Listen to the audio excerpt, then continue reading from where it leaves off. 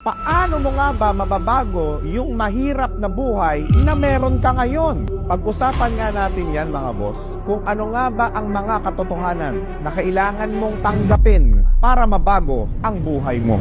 Tara at ating alamin with Boss RDR.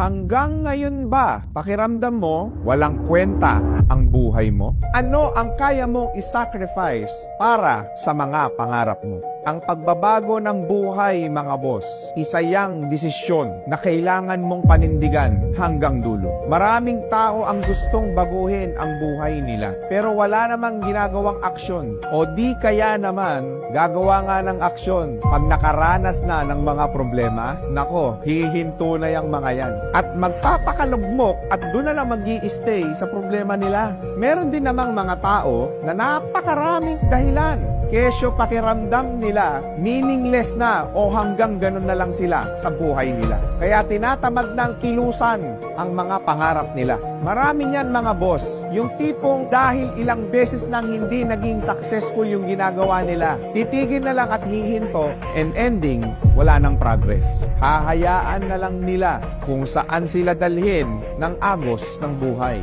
Napakarami kasi sa inyo mga boss, walang tinatawag natin na